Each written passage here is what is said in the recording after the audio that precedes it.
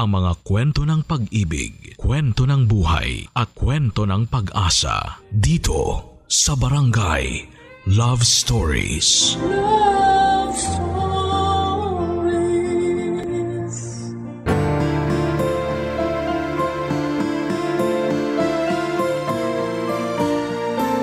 Ang kulturang kinalakhan natin sa Pilipinas ay lalaki dapat ang maunang magpakita ng interes sa isang babae. Lalaki dapat ang manligaw, ikaw kabarangay. Pabor ka ba sa nakasanayan natin? Dear Papa Dudut, ako nga pala si Donna, sa kasalukuyan ay 45 years old na. Gusto ko lang ibahagi sa inyo ang kwento ng kabataan ko. Kwento noong nagsimula akong magdalaga. 18 anyos ako nang matipuhan ko si July, kaedad ko lamang din siya. Nakatira siya sa kabilang purok sa aming barangay. Bagong salta lamang siya noon sa probinsya namin, Papa Dudut. Nabalitaan kong galing pa siya sa Maynila at nung nagkahiwalay ang mga magulang niya, sinama siya ng kanyang 50 anyos na tatay sa probinsya namin. Doon na sila tumirang dalawa. Naging usap-usapan sa barangay namin ang paglipat ni na July at ang kanyang ama na si Mang Edu. Sa barangay pa naman namin kapag may bagong salta ay paniguradong pag-uusapan yan. Nakibalita rin ako tungkol kina July, lalo na nung nalaman kong kaedad ko lamang siya. Nakibalita ako sa manikurista ng nanay ko. Na-curious din kasi si nanay lalo't kaedad niya ang tatay ni July. Inisip nga ni nanay na baka pwede sila ng tatay ni July dahil pareho silang hiwalay sa asawa. Alam kong nagkakantsawan lang sila noon ng manikurista niya pero seryoso akong nakikinig. Hindi dahil gusto kong maging stepfather ang tatay ni July, kundi dahil gusto kong makilala si July, Papa Dudut. Nasabi nga rin ng manikurista ni nanay na gwapo raw at tisoy si July. Ang mga talampakan daw nito ay kasimpulan ng makopa, lalo tuwing tanghaling tapat. Yun pa naman ang tipo ko sa isang lalaki. Mapula ang talampakan at tisoy. Bihira kasi akong makakilala ng mga ganong klaseng lalaki sa probinsya namin. Kaya naman hindi ko na pinalagpas ang pagkakataon para makilala si July. Pinuntahan ko siya sa bahay nila, Papa Dudut.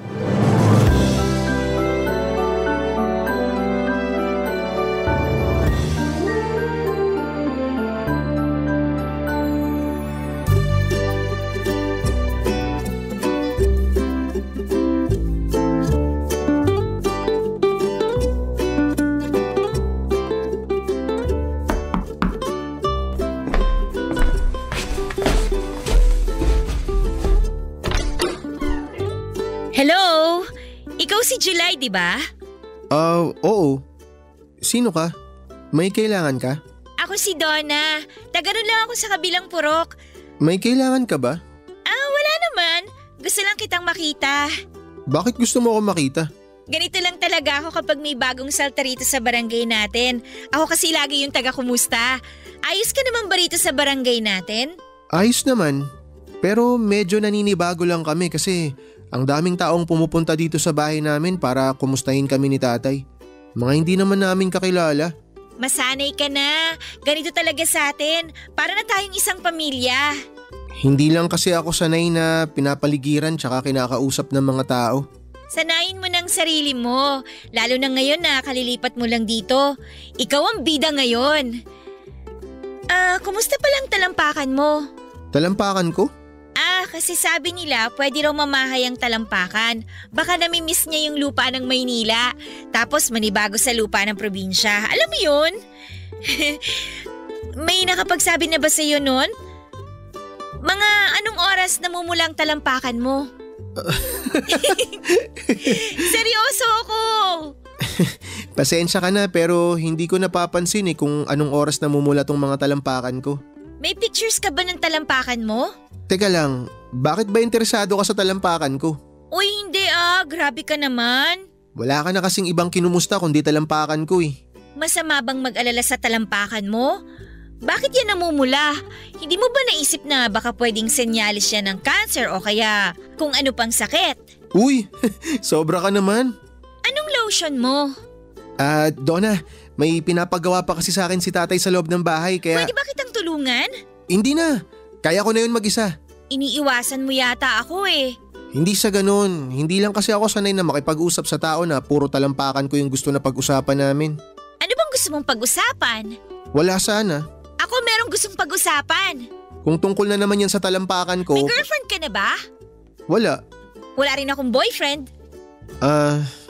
Congrats? Congrats din sa'yo.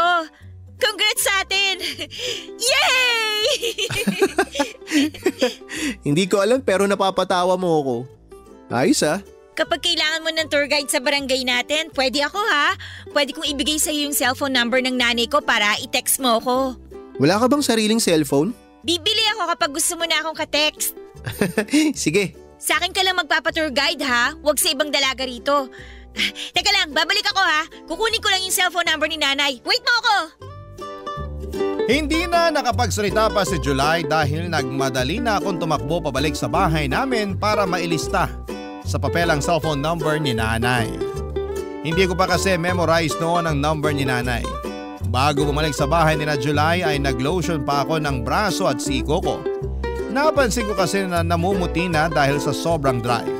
Nagsuklay na rin ako at nakihingi ng baby cologne kay nanay.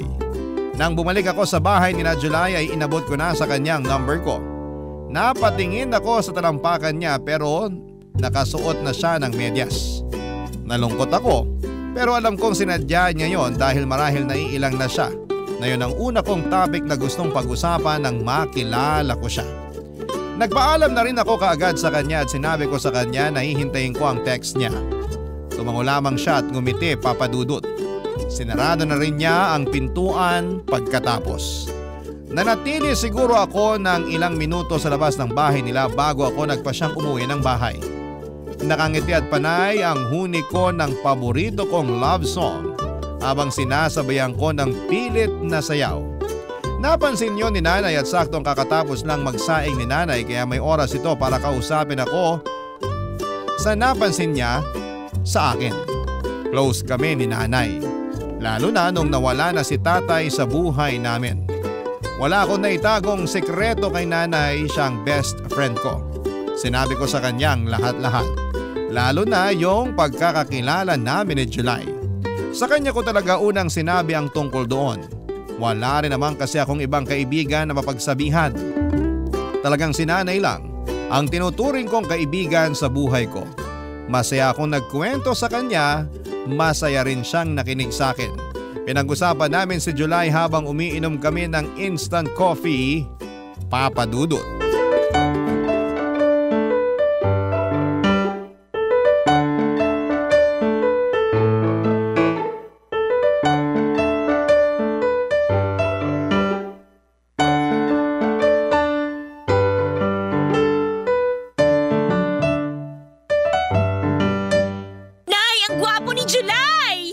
Talaga bang mapulang talampakan niya? Sa susunod ko na makikita. Nakamedyas na kasi siya nung bumalik ako para ibigay yung cellphone number mo eh. Balitaan mo ko kung totoong chismis sa talampakan niya ha? At kailangan sabihin niyo rin sa akin kung magte-text siya sa inyo ha? Oo naman! Ako pa magiging tulay niyo. Crush ko na siya, Nay. Mukha siyang artista. Ganun pala talaga kapag nabababad ka sa tubig ng Maynila, no? Kakaiba yung kislap at yung puti mo. Yun nga rin ang sabi-sabi ng mga tsahin mong nakatira sa Maynila. Malakas daw kasi ang chlorine dun. Pwede ba tayo magpalagay ng chlorine sa poso natin, Nay? Baka mahal yun. Ipambili na lang natin ng karne. Siguro mayaman si na July, no? Mukha naman. Laki ba naman ang bahay na tinutuluyan nila? Kapit-bahay nga niya yung mga OFW sa Japan at Dubai eh. Magustuhan ka kaya niya? Parang langit at lupa kayo? Mabilib ka naman sa akin, Nay. Hindi man tayo mayaman pero maganda naman ako. Tiwala naman ako sa ganda mo. Ikaw nga lagi ang muse sa purok natin tuwing may ligay. Buti pinaalala niyo yan. Ipapakita ko kay July yung mga picture ko na nag-muse ako last year. Ang ganda ko ron, di ba? Isuot mo na rin yung shorts na ginamit mo nung nag-muse ka para lalo siyang mabilib sa'yo. Hindi na kasya sa akin yun eh. Tumaba na ako. Isusuot ko na lang yung bestidang pinagsisimbang gabi ko. Yung kulay dilaw. Nagmumukha kang may hepa sa bestida na yun.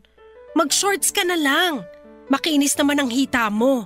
Nay, pag niligawan ko ba siya, may tsansa kaya ako? Oo naman. Wala sa lahi natin ang nababasted. Para kasing naiilang siyang kausap ako eh. Nandibago lang siguro. Sanayin mo lang sa presensya mo. Ano kayang pwede kong ibigay sa kanya kapag manliligaw na ako? Magluluto ako ng champurado bukas. Hatiran mo siya. Lalagyan ko ng maraming ebap. Sige nga, Nay. Sasabihin ko na ako ang nagluto. Mahilig naman ang mga lalaki sa babaeng magaling magluto, di ba? Diyan ko nadali ang tatay mo. Paano niyo po napa-inlove si tatay? Lagi ko siyang binibigyan ng gumamela. Yung tanim ng lola mo noon, bago maubos ang bulaklak ng gumamela ng lola mo, napasagot ko na ang tatay mo. Wala naman tayong gumamela rito sa bakuran eh. Ano kayang pwede kong ibigay sa kanya? Wala pa namang namumungang bulaklak ngayong buwan dito sa atin. Bibigyan na lang kita ng pera para bumili ka na lang ng bulaklak sa palengke, kahit yung mura lang. Hindi ako marunong bumili ng bulaklak, Nay. Basta pakiramdam mo lang kung ano yung bulaklak na magpapakilig kay July. Pwedeng rosas, sampagita o orchid. Mapapasagot ko rin kaya si July tulad nung nangyari sa inyo ni tatay? Oo naman! Malaki ang tiwala ko sa mga bulaklak. Kaya bukas, agahan mong pumunta sa palengke para makapili ka pa ng bulaklak. Dadagdagan ko para makabili ka rin ng candy na iaabot mo sa kanya. Marami roon sa palengke yung kinikilo ng mga candy. Tsaka pwede kong balutin ng ribbon yung bulaklak, no? Para presentable. Ayan! Tama yan! Planuhin mo ng maayos ang panliligaw mo kay July. Ipagtitirik kita ng kandila pag nagsimba ko sa linggo. Teka sandali. Sino kaya ito nag-text? Donna! Nag-text na si July! Nay! Papakasalan na niya ako! Napalundag pa kami ni Nanay dahil sa sobrang kilig, Papa Dudut.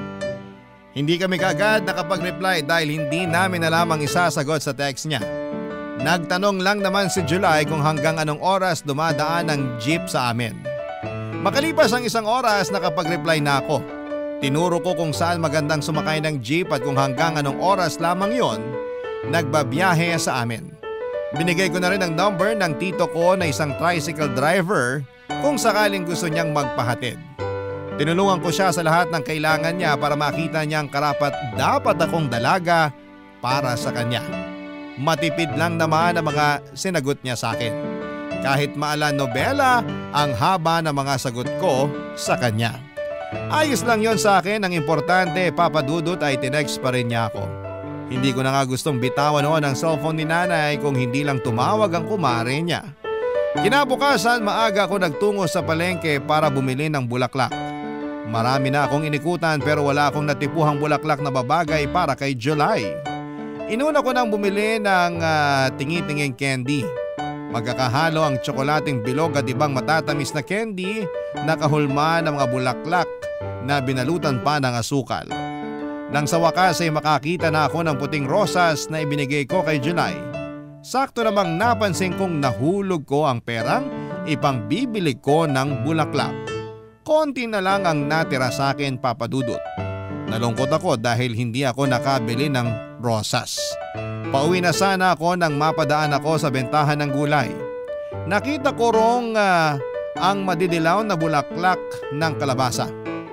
Mas sariwa pa kesa sa rosas na una kong nakita.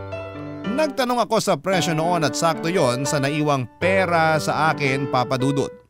Kaya naman walang pag-aatubiling binili ko yon at saka nagmadali nang sumakay ng jeep pabalik sa barangay namin, Papa Dudut. Barangay Love Stories. Barangay Love Stories. Papa Dudut, nagmadali akong bumalik sa bahay dahil napagpawisan ako sa palengke. Kinailangan kong magpalit ng damit at mag-ayos. Binabad ko muna sa garapon na may tubig ang nabili kong bulaklak ng kalabasa. Nagmadali na akong maligo at magpahid ng lotion. Pinuntahan ko rin ang kwarto ni Nanay para makigamit ng lipstick niya at pulbos. Wala si Nanay noon, nagsimba siya kasama ang kumare niya. Alam kong pinagtirik din niya ako ng kandila para mapabilis ang pagsagot sa akin ni July. Nung makapag-ayos na ako ay nilapitan ko ang altar namin para humingi ng tulong sa Diyos. Para lakasan ang loob ko sa gagawing kong panliligaw kay July. Medyo nanginginig pa ako noon dahil parang gusto ko nang umatras.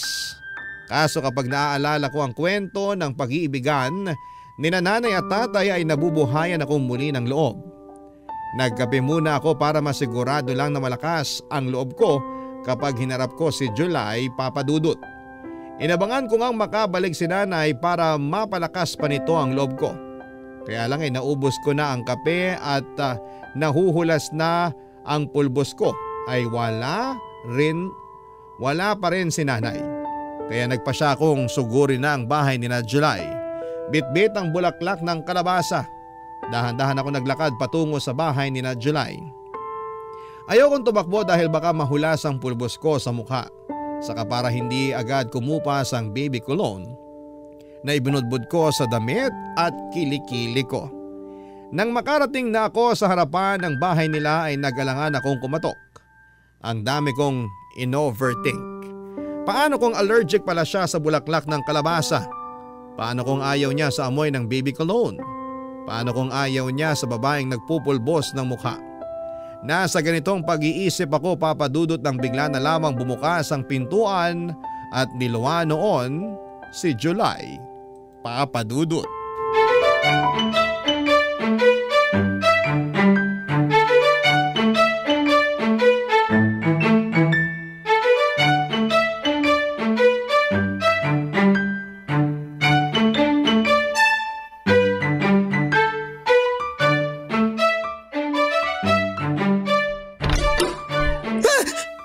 Donna, anong ginagawa mo rito? Dinadalaw ka? Parang di ka sigurado ah. Dinadalaw ka? Wala naman akong sakit para dalawin. Gusto ko lang sanang bigyan ka ng bulaklak ng kalabasa. Oh, wow! Para saan?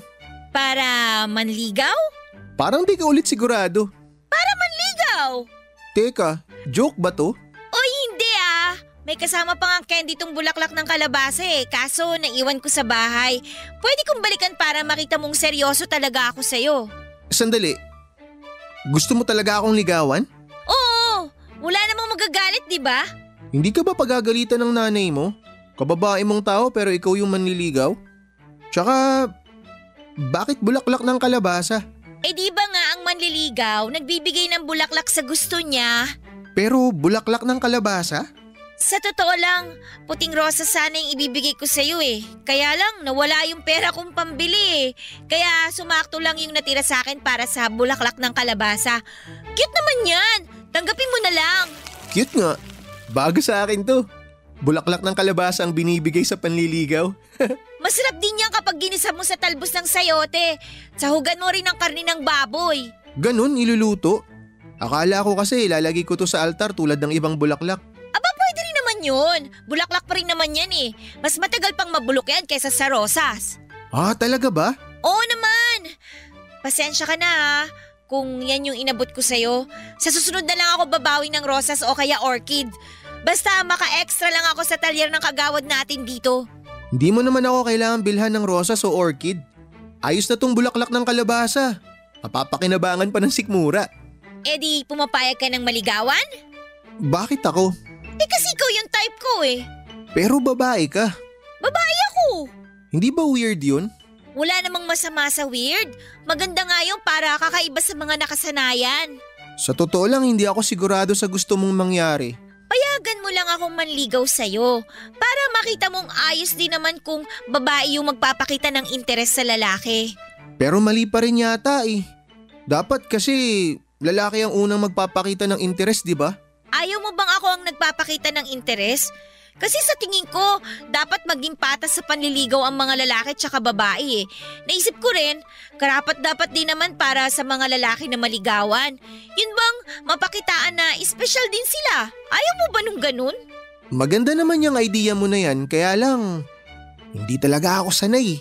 Eh di, ibig sabihin ba, busted na ako?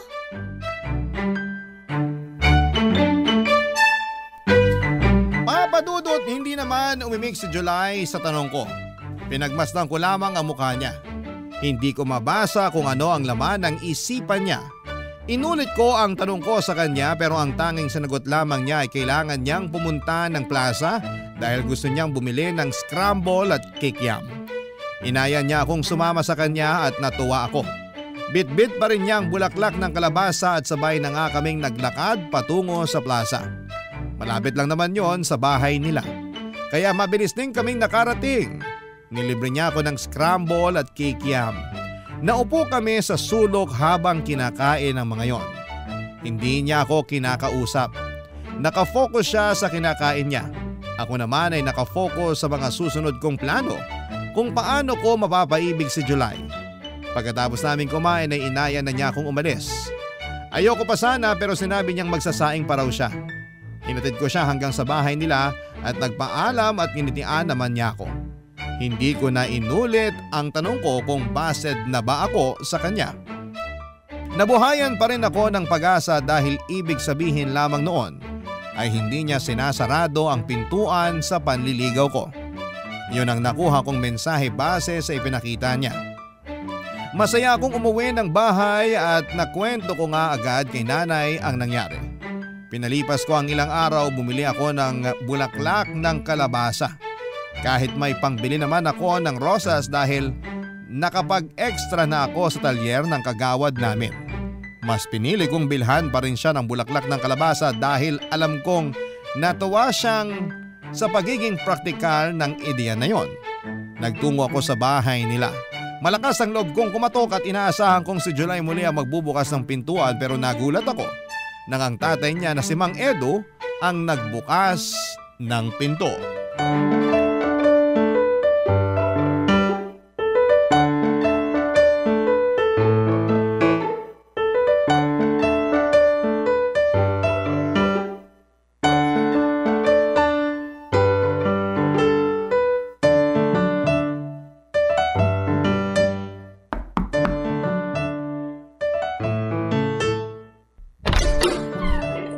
Sino ka? Donna po, kayo po ba si Mang Edu? Ako nga. Paano mo ako nakilala? Sikat po kayo ni July dito sa barangay natin. Ganun po talaga kapag bagong salta. May kailangan ka ba? Yung anak niyo po sana. Si July, hindi mo siya naabutan. Kaalis lang din kanina. Pinapunta ko sa palengke para bumili ng hapunan namin. Ganun po ba? Pwede ko po ba siyang hintayin? Mukhang matatagalan pa yun. Nagpaalam sa akin na maglilibot daw sa bayan. Sayang naman. Dala po ba niya yung cellphone niya? Dala naman, kaya lang walang load yun ngayon. Pwede niyo po ba siyang i-text na nandito ako sa inyo para umuwi na po siya? Matanong nga kita, Iha. Sino ka ba? Donna nga po. Nasabi ko na naman po sa inyo kanina, di ba? Ang ibig kong sabihin, ano ka ba ni July? Ngayon lang kasi kita talaga nakita. Wala ring nakakwento tungkol sa iyo ang anak ko. Hindi pala niya nasabi sa inyo. Nobya ka ba niya? Ay, hindi pa po. Hindi pa. Ibig sabihin ba niyan nililigawan ka niya? Hindi rin po. Nagkakamabutihan naman ba kayo? Naguguluhan na ako. Ano ba ang totoo? Ako po yung nanliligaw sa kanya. Ano? Ako po yung nanliligaw sa kanya. Narinig ko naman. Pero seryoso ka ba sa sinasabi mo? Oo naman po. Heto nga po at may dala akong bulaklak ng kalabasa para sa kanya. Kasi nga po nanliligaw po ako. Ikaw ba yung nagbigay ng bulaklak ng kalabasa nung nakaraan? Ako nga po.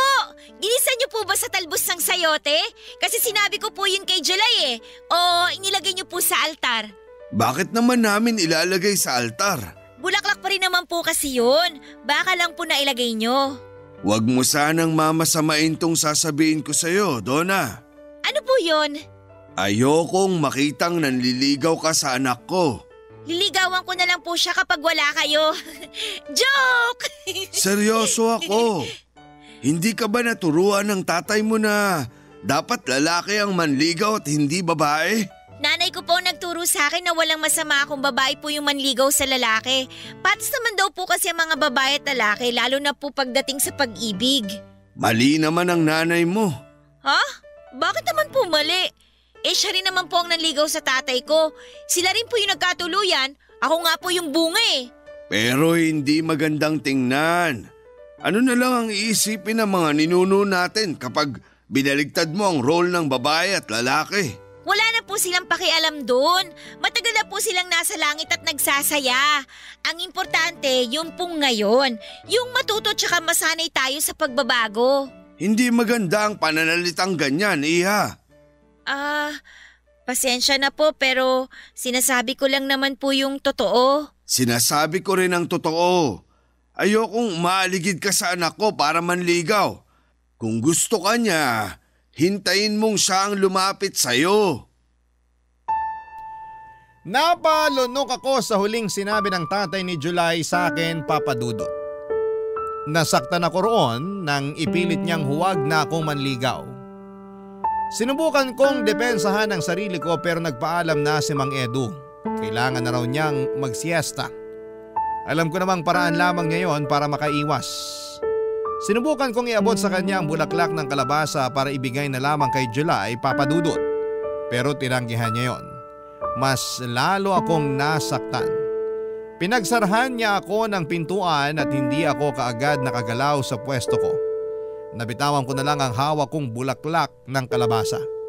Hindi ako kaagad umalis sa harapan ng bahay nila at naiyak na ako noon pero kinailangan kong lakasan ang loob ko para ipakita sa mga ninuno ko na hindi ako talunang babae. Dinampot ko ang bulaklak ng kalabasa at nagmadaling umalis sa bahay nila July, Papa Dudut. Hindi muna ako umuwi ng bahay at nagtungo muna ako sa plaza kung saan kami kumakain ni July ng scramble at kikiam. Nagtungo ako roon para magdasal. Mas malawak kasing tingnan ang kalangitan sa plazang yon. Kaya naisip kong makikita ko kaagad ng Diyos kapag nanalangin ako roon. Mataimtim akong nagdasal, Papa Dudut, at humiling na sana ay magbago ang isipan ng Mang Edu tungkol sa panliligaw ko sa anak niya. Hindi ko na malaya na naglalakbay na ang isipan ko sa negatibo. Tuloy-tuloy na binubulungan ako ng utak ko na tama si Mang Edu. Dapat ko nang itigil ang panliligaw ko kay July dahil hindi yon tama para sa isang babaeng katulad ko. Hindi nagpapigil ang mga negatibong ideya sa utak ko hanggang sa namalayan ko na lamang ang sarili ko na sumuko na sa mga yon.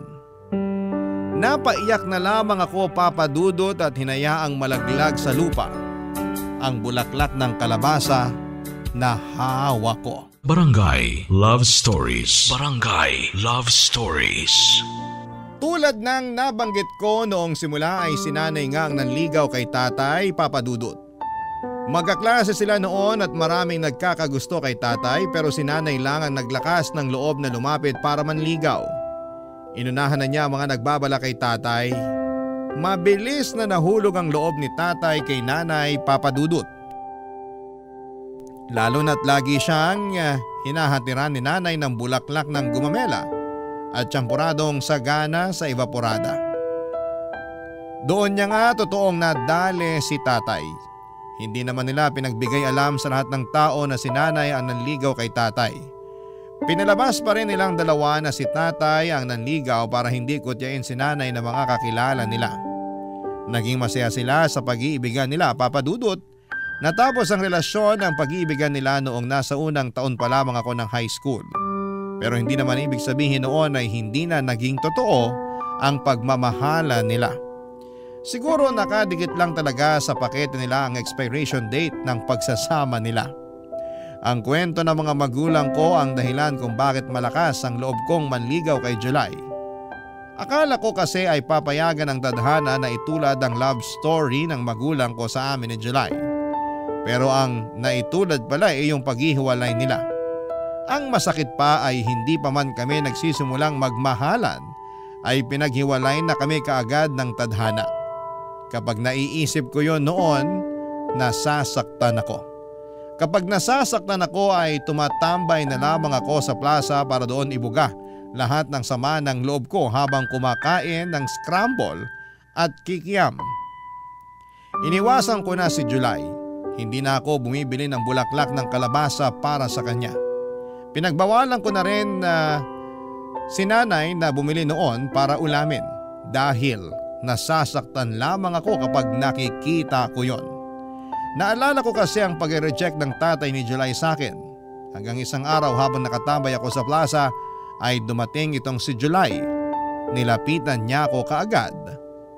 Papa Dudut.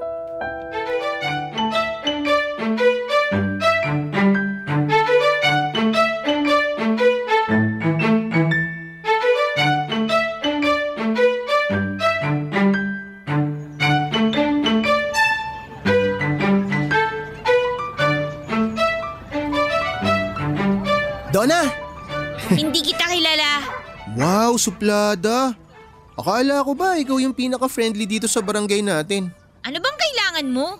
Wala naman. Nasaktuhan lang na nakita kita rito. Bumili ka rin ba ng scramble at kikiam? Oo. Huwag ka na rin mag-abalang bumili. Kasi sinimot ko na lahat ng bentang scramble. Ba't ba parang galit ka sa akin? Hindi ako galit sa'yo, no? Hindi ka na dumadalaw sa bahay.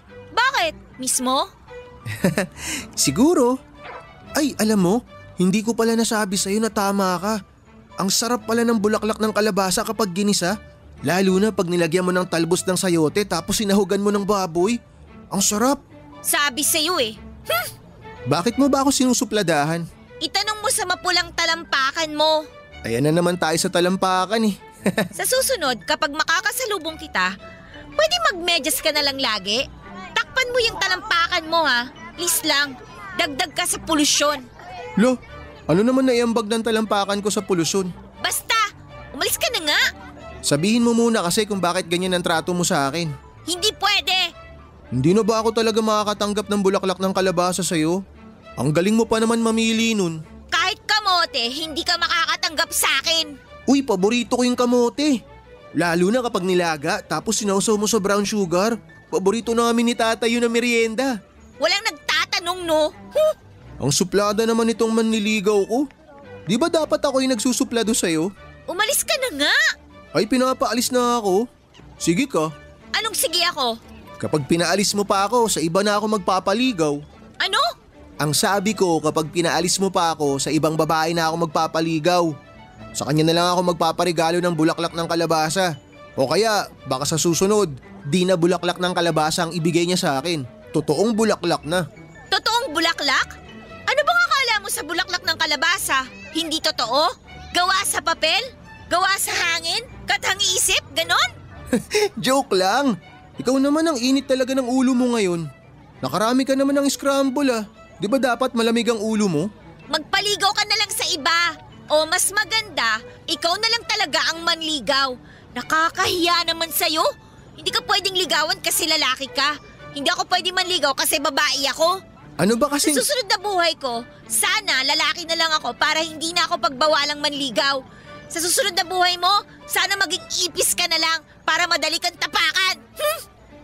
Ay, ano bang nangyayari sa'yo? Hindi ka naman ganyan ah. Pag natauhan na, hindi na talaga magiging katulad ng dati.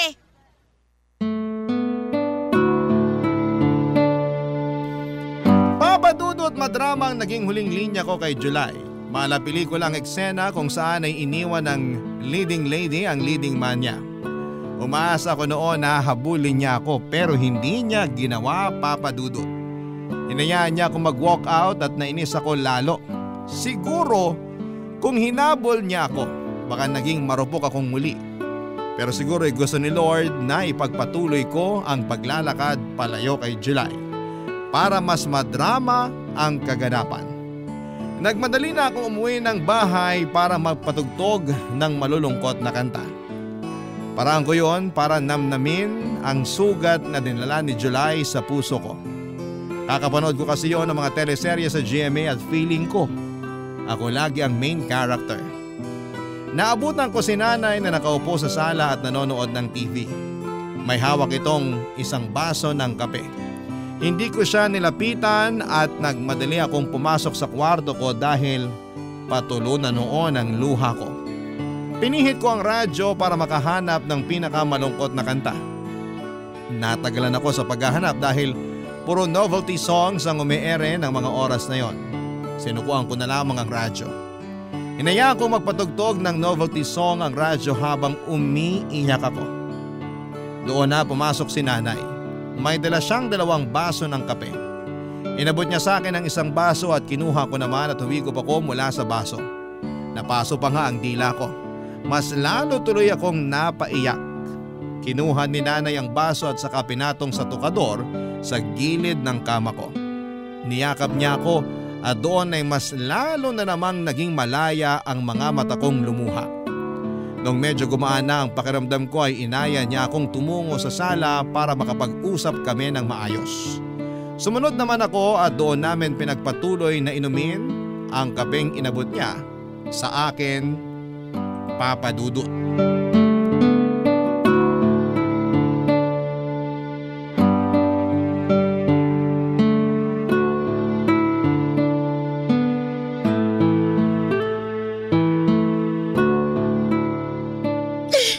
Hindi na ba mainit yung kape mo? Hindi na po nakakapaso. Bakit ka ba umiiyak? Si July po kasi Anong ginawa niya sa'yo? Wala naman siyang ginawa. Yung tatay kasi niya. Anong ginawa ng tatay niya? Pinagbawalan niya akong ligawan si July. Kasi hindi raw yun gawain ng isang babae. Ay nako. At nagpadala ka naman. Nakuwento mo ba ang love story namin ng tatay mo? Opo. Pero ayaw daw ng mga ninuno natin na manligaw ako sa lalaki. Hindi raw kasi yun ang nakaugalian. Porkit hindi nakaugalian, mali na agad? Alam ba niyang ayaw ng mga ninuno natin ang baluktot na pag-iisip? Sana na'y nandun ka para may kakampi ako nung pinagalitan ako ni Mang Edu. Pwede ko siyang puntahan ngayon para mapagsabihan. Anong akala niya sa anak niya? Ginto? Teka, at may kumakatok. Sige, tuloy mo muna yung pag-iyak dyan. Oh! July! Magandang hapon po, ma'am. Anong ginagawa mo rito? Gusto ko lang po sanang makausap si Donna. Busy siya sa pag-iyak. Bakit po siya umiiyak? Nagtanong ka pa. Malamang binasted mong anak ko. Hindi ko naman po siya binasted eh. Pero pinapabasted siya ng tatay mo sa'yo. Ganon na rin yun. Po? Naku, wala po akong alam dyan. Pwede ko po ba siyang makausap? O pasok ka. Salamat po. Oh, anong ginagawa mo dito? Maiwan ko muna kayo. Lalabas muna ako. Teka, Nay! Mag-uusap kayong dalawa dyan. Silipin mo na rin yung sinaing ko mamaya. Ano ba kasing ginagawa mo dito? Iniwan na kita sa plaza, di ba? Bakit sumunod ka pa dito? Kasi gusto kitang bigyan ng bulaklak ng kalabasa. Ito kabibili ko lang yan sa palengke nung nag-walkout ka. O, kunin mo na. Para saan to? Ba't mo ako binibigyan ng bulaklak ng kalabasa? Regalo ko yan sa'yo kasi manliligaw ako. Hindi ako magpapaligaw sa'yo, no? Gusto mo ba sa iba na lang ako manligaw? Sige, tingnan natin kung may babaeng tatanggap ng bulaklak ng kalabasa. Biro lang, wala naman talaga akong balak manligaw ng iba eh. Tinatakot lang kita para di mo ako basti din. Ako nga itong binasted ng tatay mo para sa'yo, no? Bakit ka ba kasi nakikinig kay tatay? Ako naman yung may gusto sa'yo. Hindi kita babasti din, promise. Kaya please, huwag mo rin akong basti din. Bakit kasi ayaw mo ako manligaw sa'yo? Ang simple lang naman nun eh. Nawiwirdohan nga kasi ako. Ayoko talaga. Kagaya mo rin palang tatay mo eh. Wala kayong bilib sa mga babaeng katulad ko. Uy, hindi ah. Bilib ako sa mga babaeng katulad mo. Buo ang respeto ko sa inyo ng nanay mo. Kaya nga gusto ko na ako ang magpakita sa'yo ng respeto at interes eh. Kung papayagan mo ko, may papakita ko sa'yo lahat yun sa panliligaw ko. Pero gusto ko pa rin manligaw sa'yo para ipakita sa'yo kung ano yung kaya mong gawin bilang isang lalaki ay kaya ko rin gawin bilang isang babae. Paano ba tayo magkakasundo? Pareho na lang tayo manligaw sa isa't isa. Uy, gusto ko yan. Mas okay yung idea na yan. Panalo yung ganyang setup. Donna? Ano yun? Pwede mo bang igisa yung bulaklak ng kalabasa sa talbos ng sayote ngayon? Palambing naman oh. Nagkikrave kasi ako eh. Napailing na lamang ako habang nakangiti sa request ni July sa akin. Naging paborito na niya ang ginisang bulaklak ng kalabasa at talbos ng sayote. Inaya ko siya sa kusina para ma-check namin ang sinaing ni nanay. Sinamahan niya akong lutuin ng bulaklak ng kalabasa. Habang hinihintay na maluto yon ay nilabas ko sa ref ang natirang tsampurado na niluto ni nanay noong umaga. Dinamihan ko ang evaporada at pinakain ko kay July. Nagustuhan niya ang malamig na tsampurado, yun din ang paborito kong klase ng tsampurado, malamig. Nagkakwentuhan at nagkatawanan kaming dalawa, Papa Dudut, habang pinagsasaluhan ang malamig na tsampurado. Isa marahil yon sa mga hindi ko makakalimutang alaala sa buhay ko. At yon ang madalas kong kinekwento sa mga naging anak namin ni July. Oo, nagkatuluyang kaming dalawa ni July. 2 taon ang inabot ng relasyon namin bilang magkasintahan bago niya ako inayang magpakasal. Ako pa naman sana noon ang nagbabalak na mag-propose sa kanya. Kaso'y naunahan niya ako. Wala namang kaso yon. Pareho lang naman kami ng gusto. At ngayong pareho na kaming 45 ay wala na kaming ibang hinihiling pa kundi ang dagdagan pa ng Diyos ang buhay namin para makapagsama kami ng mas matagal. Para marami pa kaming taong makwentuhan ng love story naming dalawa. Kaya nga naisip ko ring ibahagi sa inyo sa Barangay LS ang kwento naming mag-asawa para mabigyan ng pag-asa ang bawat isa sa forever. Andyan lang ang forever sa gilid ninyo. Nag-aabang lang kung kailan ka magkakaroon ng lakas ng loob para lapitan ito. Sa lagay ko, ako ang naunang naglakas ng loob na lumapit. Sumunod sa akin si July at heto kapwa na namin hawak ang forever namin. Maraming salamat po sa pagbabahagi ng aming kwentong mag-asawa. Hanggang sa muli, ako po ang inyong kabarangay forever, Donna. Barangay Love Stories. Barangay Love Stories. Anong say mo sa Barangay Love Stories na ito? Pagkwentuhan natin sa comment section yan. Nagustuhan ng iyong napakinggan? Ituloy yan via live stream sa www.gmanetwork.com/radio. Barangay LS 97.1